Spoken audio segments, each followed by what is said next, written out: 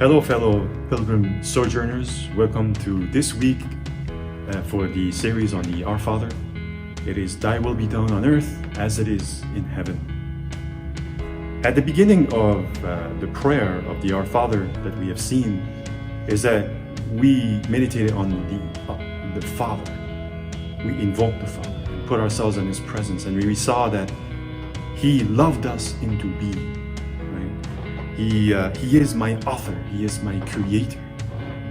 Right? He even said in the Old Testament, "Can a mother forget her own child? Well, even if that thing would happen that she would forget, I will never." So we are amazed by the love of God, by willing us into being, by loving us into being, sort of like our parents have done with us.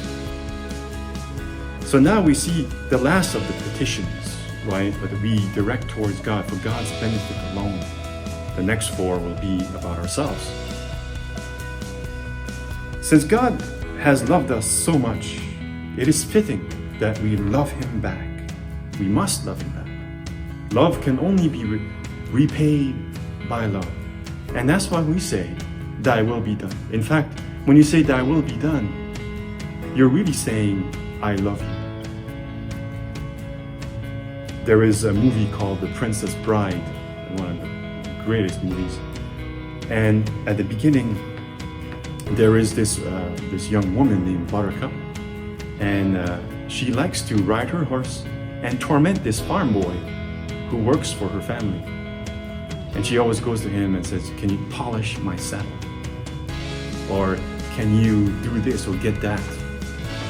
And he was in love with her, and so he said, he would always say and look at her intently and would only answer her, "As you wish." And then he would do it.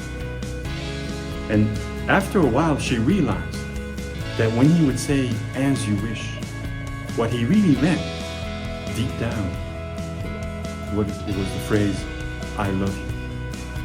And then she fell in love with him because of that. Well, that's what we're doing here when we say, "Thy will be done" in the Our Father. Right? We are so in love with God that we want to do His will. Really, the thermometer of our love for God is if I am looking out to do His will, His plans, because He is all wisdom, all loving, all good. And so when I long to do His will, I'm actually making myself happy just as much.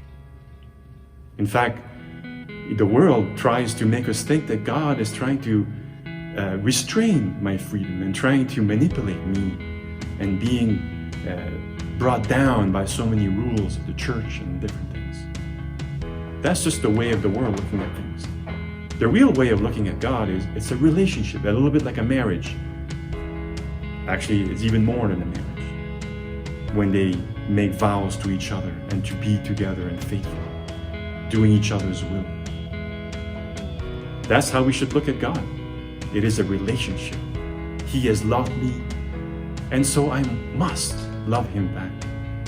And I do that by doing His will. In fact, the relationship with God can be summarized by He asks me to do something for Him, and I do it. And I ask Him, and He does it. What a beautiful relationship. This is what this world should be like as we sojourn in this world. It should be that relationship of love. God bless. See you next time.